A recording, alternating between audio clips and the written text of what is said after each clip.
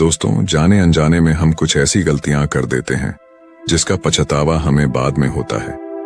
हमें जब अपनी गलती का एहसास होता है तब बहुत देर हो जाती है। तब तक हम बर्बाद हो चुके होते हैं। तो आखिर वो जीवन में कौन कौन सी गलतियां हैं जिसके बारे में हमें पता नहीं है, जो हमें बर्बाद कर रही है। आइए आज इस कहानी में यही बात करते हैं कि इंसान की कौन कौन सी गलतियां हैं जो उन्हें बर्बाद कर देती है। अपनी बर्बादी के कारण अगर हम पता कर लें तो हमारा जीवन सुखमय बन सकता है। बहुत समय पहले की बात है, एक नगर में एक धनी सेठ रहा करता था। उस सेठ के पास सभी तरह की सुख सुविधाएं थीं, लेकिन उसकी कोई संतान नहीं थी। संतान के दुख में वह हमेशा चिंतित रहता था। फिर एक दिन उसे पता चलता है कि उसकी पत्नी गर्भवती है। वह बहुत प्रसन्न हो जाता है। फिर उसने अपनी पत्नी का खूब ख्याल रखा। ऐसे में एक दिन उसके घर पर एक पुत्र का जन्म होता है। सेठ पुत्र के जन्म पर बहुत ही प्रसन्न था। उसने पूरे नगर में मिठाई बंटवाई और उसकी खुशी का कोई ठिकाना न था। देखते ही देखते उसका पुत्र बड़ा हो गया और सेठ ने अपने पुत्र को गुरुकुल भेजने का निर्णय किया ताकि वो पढ़ लिख कर एक विद्वान बन सके। अभी उसके पुत्र की उम्र ज्यादा नहीं हुई थी, लेकिन उसने छोटी ही उम्र में अपने पुत्र को गुरुकुल भेज दिया। गुरुकुल में वो बालक अच्छे से शिक्षा ग्रहण करता, अपने गुरु की सभी आज्ञाओं का पालन करता। ऐसे में वह बालक वहां का सबसे होनहार विद्यार्थी बन गया।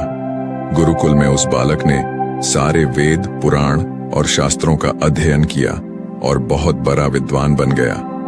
गुरु भी उस बालक से बहुत ही प्रसन्न थे कि उसने छोटी सी ही उम्र में सारा ज्ञान अर्जित कर लिया। लेकिन वो कहते हैं, न समय कब बदल जाए किसी को पता नहीं रहता है। ऐसे ही एक दिन किसी प्राकृतिक आपदा की वजह से उसके माता पिता की मृत्यु हो गई। और जब उसके माता पिता की मृत्यु हुई तब तक उस बालक की शिक्षा पूर्ण नहीं हुई थी। और जब उस बालक ने इस खबर को सुना कि उसके माता पिता इस दुनिया में नहीं रहे और उनका सब कुछ बर्बाद हो चुका है, तो उस बालक का इस सांसारिक मोह माया से मन उठ गया। उसके बाद उस बालक ने निश्चय किया कि वो गुरुकुल से शिक्षा पूर्ण करने के बाद अपना संपूर्ण जीवन लोगों की भलाई में व्यतीत कर देगा। और जब उस बालक की शिक्षा पूर्ण हो गई, उसके बाद वो बालक सन्यासी बन गया और वह सांसारिक वस्तुओं से दूर हिमालय की जंगल में चला गया। वन में जाकर उसने लंबे समय तक तपस्या की।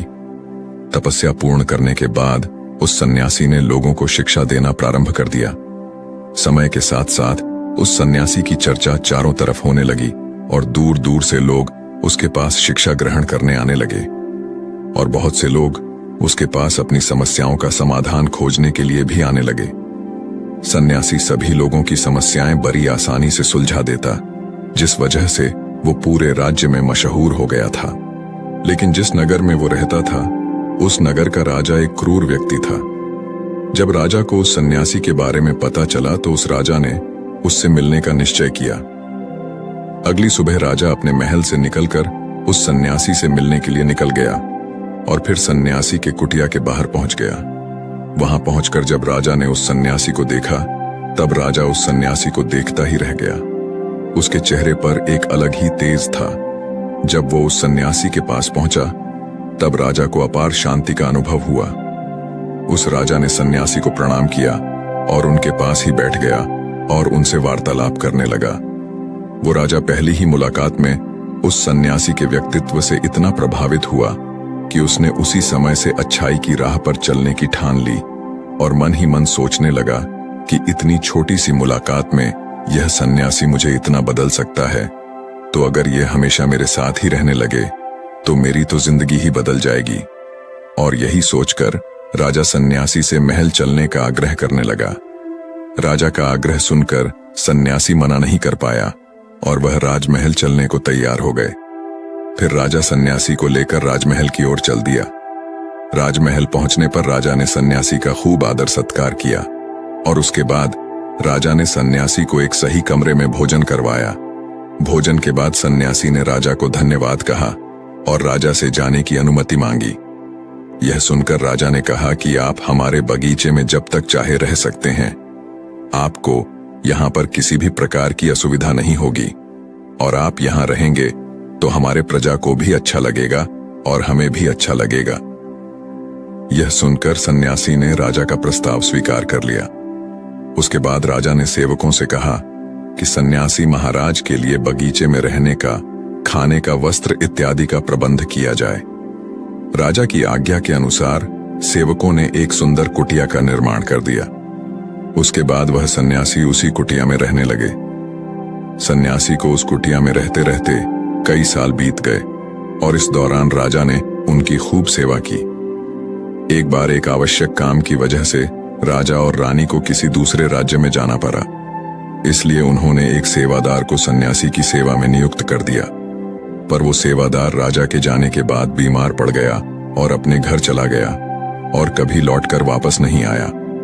ऐसे में राजा जब वापस आया तो सन्यासी क्रोध के मारे उस राजा को बहुत कुछ सुनाया और राजा से कहा कि हे राजन, जो जिम्मेदारी तुम पूरा नहीं कर सकते तो उसे उठाते ही क्यों हो। तब राजा ने सन्यासी से क्षमा मांगते हुए कहा, हे गुरुदेव, यदि मुझसे कोई भूल हो गई हो तो उसके लिए मैं आपसे क्षमा मांगता हूं। मुझे क्षमा कर दीजिए और आप अपना क्रोध शांत कीजिए और कृपा करके बताइए कि आपको क्या कष्ट हुआ है। यह सुनकर उस सन्यासी ने कहा कि तुम्हारे जाने के बाद मुझे यहां पर किसी ने भोजन नहीं दिया और मैं बहुत दिनों तक भूखा ही रहा। मुझे यहां पर आकर किसी ने पूछा तक नहीं कि मैं किस हाल में हूं। यह सुनकर राजा ने सन्यासी से फिर से क्षमा मांगे और कहा, हे गुरुदेव, आज के बाद ऐसी कोई गलती नहीं होगी। और इसके बाद मामला शांत हो गया। जब राजा और सन्यासी के बीच वार्तालाप हो रही थी तब रानी भी ये सारी बातें चुपके से सुन रही थी और सब कुछ देख रही थी। उसके बाद राजा ने उस सन्यासी को कोई भी शिकायत का मौका नहीं दिया और उसकी खूब सेवा की। परंतु कुछ दिनों बाद राजा को फिर किसी आवश्यक कार्य से अपने राज्य से बाहर जाना पड़ा।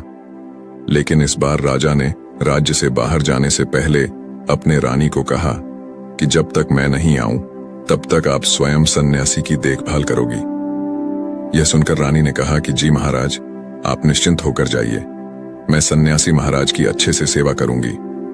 उसके बाद रानी हर रोज भोजन बनाकर सन्यासी को भेज देती थी। लेकिन एक दिन रानी नहाने के लिए चली गई और सन्यासी को भोजन देना भूल गई। सन्यासी ने काफी देर तक भोजन का इंतजार किया, लेकिन जब भोजन नहीं आया तो सन्यासी सोच में पड़ गया कि आज खाना क्यों नहीं आया। उसके बाद सन्यासी ने सोचा कि वो खुद महल में जाकर देखेगा कि आखिर अब तक खाना क्यों नहीं आया, और फिर वह महल पहुंच गया। जब वो महल के अंदर दाखिल हुआ, वहां उसकी नजर रानी पर पड़ी। रानी के लंबे लंबे घने काले बाल जो कि उसके कमर पर लहरा रही थीं, उसकी कजरारी आंखें जो देखने मात्र से किसी को भी घायल कर दे, उसकी हिरनी जैसी चाल। रानी के इतने सुंदर रूप को देखकर सन्यासी चकित हो गया और रानी की सुंदरता सन्यासी के मन में घर कर गई और वह वहां से बिना कुछ कहे ही अपनी कुटिया में लौट आया। सन्यासी रानी के रूप की सुंदरता को भुला ना सका और वह खाना पीना छोड़कर अपनी कुटिया में पड़ा रहा। सन्यासी अपने विचारों के चलते कई दिनों तक कुछ नहीं खाया, जिस वजह से वो बहुत कमजोर हो गया। फिर कुछ समय बाद राजा वापस लौटे और जब उन्हें सन्यासी की हालत का पता चला तो वह सीधे सन्यासी से मिलने उनके कुटिया के पास पहुंच गए और बोले कि हे गुरुदेव, क्या बात है, आपको क्या हो गया है और आप इतने कमजोर कैसे हो गए? आखिर आपको किस बात की चिंता है? किस गहरी सोच में डूबे हुए हो? क्या मुझसे कोई भूल हो गई है? तब सन्यासी ने कहा कि नहीं राजन, आपसे कोई भूल नहीं हुई है। यह सुनकर राजा ने कहा, तो फिर आखिर क्या बात है, आप मुझे बताइए, मैं आपकी परेशानी जरूर हल करूंगा। यह सुनकर सन्यासी ने राजा से कहा कि हे राजन, मैं आपके रानी की अद्भुत सुंदरता को देखकर उनके विचारों में खो गया हूं और अब मैं रानी के बिना जिंदा भी नहीं रह सकता।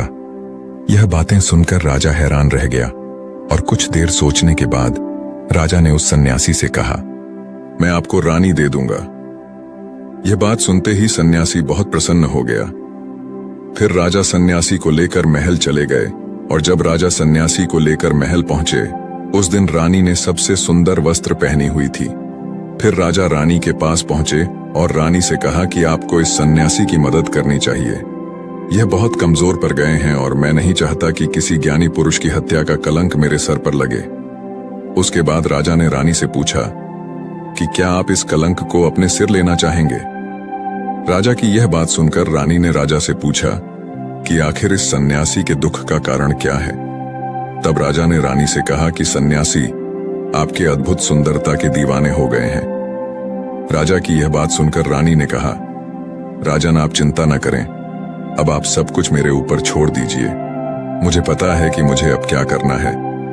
उससे आपके ऊपर न तो सन्यासी के हत्या का पाप लगेगा और न ही उससे मेरी पवित्रता का नाश होगा। रानी की यह बात सुनकर राजा ने रानी को सन्यासी को सौंप दिया। उसके बाद सन्यासी रानी को लेकर कुटिया में पहुंचे। कुटिया के अंदर दाखिल होकर रानी ने सन्यासी से कहा कि हमें रहने के लिए घर चाहिए, हम इस झोपड़ी में नहीं रह सकते। ये सुनकर सन्यासी राजा के पास गया और राजा से जाकर बोला कि हे राजन, हमें रहने के लिए एक घर चाहिए। सन्यासी की बात सुनकर राजा ने उनके लिए घर का प्रबंध कर दिया। फिर सन्यासी रानी को लेकर घर पहुंचा। जब रानी सन्यासी के साथ उस घर पर पहुंची, तब रानी ने कहा कि यह घर तो बहुत गंदा है और इसकी हालत बहुत खराब है, मैं इस घर में नहीं रह सकती। यह सुनकर फिर से वो सन्यासी राजा के पास गया और राजा के पास जाकर बोला, हे राजन, आपने जो हमें घर दिया है उस घर की हालत बहुत खराब है। सन्यासी की बात सुनकर राजा ने घर की हालत ठीक करवा दी। उसके बाद फिर रानी घर के अंदर गई और नहा धोकर बिस्तर पर आ गई। फिर सन्यासी भी बिस्तर पर आ गया। फिर उसके बाद रानी ने सन्यासी से कहा कि आपको पता है आप कौन हैं और अब आप क्या बन गए हैं। आप एक महान सन्यासी थे जिसके लिए राजा स्वयं सारी सुविधाएं उपलब्ध कराते थे। ऐसा सन्यासी जिसके पास लोग दूर दूर से ज्ञान ग्रहण करने के लिए आते थे, जो लोगों को सत्य की राह दिखाया करते थे, जो लोगों की समस्याओं का समाधान करते थे, जिनको सभी लोग सर्वश्रेष्ठ गुरु मानने लगे थे, जिनकी लोग भगवान के रूप में भी पूजा किया करते थे। और आज आप अपने वासना के कारण मेरे गुलाम बन गए हैं। रानी की ये सारी बातें सुनकर उस सन्यासी को बड़ा झटका लगा और उसे महसूस हुआ कि वो तो एक सन्यासी है और वो ये सब क्या कर रहा है। वो तो इन सारी सुख सुविधाओं को छोड़कर शांति की तलाश में वन में चला गया था। जब सन्यासी को सुध-बुध आई तो वो जोर जोर से रोने लगा और चिल्लाने लगा और रानी से कहने लगा, मुझे क्षमा कीजिए महारानी, मैं ये क्या करने जा रहा था। मैं अभी इसी वक्त आपको राजा के पास सौंप कर आता हूं। सन्यासी की ये बात सुनकर रानी ने सन्यासी से प्रश्न किया कि हे गुरुदेव, मेरे मन में भी एक प्रश्न उठ रहा है, कृपया मेरे प्रश्न का उत्तर दीजिए। रानी की यह बात सुनकर सन्यासी ने कहा, पूछो, तुम्हारा क्या प्रश्न है। फिर रानी ने कहा, जब आपको उस दिन भोजन नहीं मिला तो आप बहुत क्रोधित हो गए थे। तब मैंने आपका ये रूप पहली बार देखा था और तभी से मैं आपके व्यवहार में परिवर्तन महसूस कर रही हूं। ऐसा क्यों हुआ गुरुदेव? आखिर आपको इतना क्रोध क्यों आया? आपने तो शांति की प्राप्ति कर ली थी। रानी की बातें सुनकर सन्यासी ने कहा कि जब मैं वन में था तो मुझे समय पर भोजन नहीं मिलता था, लेकिन जब मैं महल में आया तो महल में आने के बाद मुझे सारी सुख सुविधाएं प्राप्त हुईं और फिर मैं इन सभी सुख सुविधाओं के आदी हो गया और मुझे इसके प्रति लगाव उत्पन्न हो गया और फिर मुझे इसको पाने का लालच उत्पन्न हो गया और जब मुझे यह नहीं मिला तो मेरे अंदर क्रोध उत्पन्न हो गया। फिर सन्यासी ने कहा, महारानी, अगर इच्छा पूरी ना हो तो क्रोध उत्पन्न होता है और अगर इच्छा पूरी हो जाए तो लालच बढ़ जाता है। सन्यासी ने आगे कहा, यह इच्छा की पूर्ति ही मुझे वासना के द्वार पर ले आई है और मैं आपके प्रति आकर्षित हो गया। इसके बाद वो सन्यासी रानी को लेकर राजा के पास पहुंचा और बोला, हे राजन, मुझे क्षमा कर दीजिए, मुझे अपनी गलती का एहसास हो गया है। ये लो आपकी रानी, मुझे यह सब नहीं चाहिए। मैं अपनी इच्छा में वशीभूत होकर यह गलत कार्य करने जा रहा था और अपने जीवन को बर्बाद कर रहा था, लेकिन अब मुझे सब कुछ समझ आ गया है। उसके बाद उस सन्यासी ने कहा कि हे राजन, मनुष्य की बर्बादी का कारण उसकी 4 आदतें बनती है और दुनिया के हर एक व्यक्ति के अंदर ये 4 अवगुण होते हैं, लेकिन जो व्यक्ति इन पर नियंत्रण पा लेता है वह दुख और परेशानियों से बच जाता है और वहीं जो व्यक्ति इन 4 दोषों पर नियंत्रण नहीं कर पाता है वो बर्बाद होने के कगार पर पहुंच जाता है। यह सुनकर राजा ने कहा, हे गुरुदेव, आप मुझे वह 4 आदतें बताइए जिससे मनुष्य की बर्बादी हो जाती है। फिर सन्यासी ने राजा को मनुष्यों को बर्बाद कर देने वाली 4 आदतों के बारे में बताया कि हे राजन, मनुष्यों को बर्बाद करने वाली पहली आदत है उसकी इच्छा, क्योंकि इच्छा ही दुनिया के हर एक व्यक्ति के अंदर पहला अवगुण होता है। और जो व्यक्ति अपनी इच्छाओं को नियंत्रण में नहीं रख पाता है वह जीवन में किसी भी जगह सफल नहीं हो पाता है, क्योंकि जैसे ही उसकी एक इच्छा पूरी होती है वह दूसरे की ओर बढ़ाने लगता है, और दूसरी पूरी होती है तो तीसरी इच्छा उसके मन में जागृत हो जाती है, और फिर ऐसा करते करते इच्छाओं पर नियंत्रण न होने के कारण इंसान के मन में संतोष का भाव नहीं आ पाता है और इसी जाल में उलझा रहता है, दुखी रहता है। इसीलिए राजन, जब हम अपनी इच्छाओं पर नियंत्रण पा लेते हैं तो हम हमारे मन पर भी नियंत्रण कर लेते हैं, और जब हमारा मन हमारे वश में होता है तो हमें सुख ही सुख की प्राप्ति होती है। फिर जो हम चाहते हैं वही हमारे साथ होता है। फिर सन्यासी कहता है कि हे राजन, मनुष्य को बर्बाद करने वाली दूसरी आदत है वासना। वासना का जन्म हमारे मन में उठने वाली इच्छाओं से होता है। जिस प्रकार इच्छाओं का कोई अंत नहीं होता, उसी तरह मनुष्य वासना के जाल में फंसता ही चला जाता है। वासना में वशीभूत होकर इंसान को कुछ भी नहीं नजर आता है। आज तक जितनी भी लड़ाइयां हुई हैं, उसका सबसे बड़ा कारण स्त्री को पाने की इच्छा के कारण ही हुई है। स्त्री के प्रेम में वशीभूत होकर आज से पहले कई राजा महाराजाओं ने युद्ध किया है। रावण एक बड़ा बुद्धिमान व्यक्ति था, लेकिन वह माता सीता की सुंदरता से वशीभूत होकर अपने आप को बर्बाद कर लिया। उसकी मृत्यु का कारण एक स्त्री ही बनी थी। कई राजा महाराजा तो युद्ध में इसलिए हार गए क्योंकि वो लोग स्त्रियों से रासलीला रचाने में ही रह गए। ईश्वर ने तो स्त्री की उत्पत्ति इस संसार को बनाने के लिए की है, लेकिन आजकल लोगों ने इसे अपना वासना का रूप बना लिया है। स्त्री को अपने मनोरंजन का सामान सोचने लगे हैं, और जब उन्हें अपना ये मनोरंजन नहीं मिलता तो वो पागल हो जाते हैं और न जाने क्या क्या कर बैठते हैं। इसलिए हे राजन, जितना हो सके उतना वासना से दूर रहना चाहिए। फिर सन्यासी कहते हैं कि हे राजन, मनुष्य को बर्बाद करने वाली तीसरी आदत है क्रोध, क्योंकि जब मनुष्य की वासना की पूर्ति नहीं होती है तो उसके अंदर क्रोध उत्पन्न हो जाता है, और जब व्यक्ति को क्रोध आता है तो उस पर उसका नियंत्रण नहीं होता है, और फिर वह क्रोध में आकर कई गलत निर्णय ले लेता है। क्रोध में व्यक्ति दूसरों को भला बुरा कह देता है, गालियां भी निकाल देता है, और जब उनका क्रोध शांत होता है तो उन्हें अपनी गलतियों का एहसास होता है, लेकिन तब तक तो सब कुछ बर्बाद हो चुका होता है। क्रोध के कारण मनुष्य के कई बने बनाए काम बिगड़ जाते हैं। जब मनुष्य के अंदर क्रोध उत्पन्न होता है तो वह अंदर से बहुत कमजोर हो जाता है, और एक कमजोर मनुष्य जीवन में कुछ नहीं कर सकता है, उसे कभी भी सफलता नहीं मिलती है। फिर सन्यासी कहता है, हे राजन, मनुष्य को बर्बाद करने वाली चौथी आदत है लालच। हे राजन, लालच का फल सदैव ही बुरा होता है। लालच में पड़कर हम बहुत लोगों का बुरा कर देते हैं। हर मनुष्य के जीवन में ऐसे अवसर अवश्य आते हैं जब वो लालच कर बैठता है, और अधिक पाने की लालसा में वो कुछ ऐसा कर जाता है जिससे जो उसके पास था वो भी वह खो देता है, क्योंकि जैसे ही व्यक्ति की एक इच्छा पूरी होती है उसका लालच भी बढ़ जाता है और उसके मन में और कई सारे आकांक्षाएं जन्म लेने लगती हैं। जो व्यक्ति अपने जीवन में लालच करता है वो कामयाबी से भी धीरे धीरे दूर हो जाता है, अगर हम समय रहते ही अपने लालच को त्याग दें और उसके फेरे में न पड़े तो हम एक सफल व्यक्ति अवश्य बन सकते हैं। फिर अंत में सन्यासी कहता है कि हे राजन, अगर मनुष्य इन 4 आदतों को छोड़ देता है तो उसे जीवन में सफल होने से कोई नहीं रोक सकता है। मैं तो एक सन्यासी होकर इन आदतों में पड़ गया और खुद को बर्बाद करने लगा।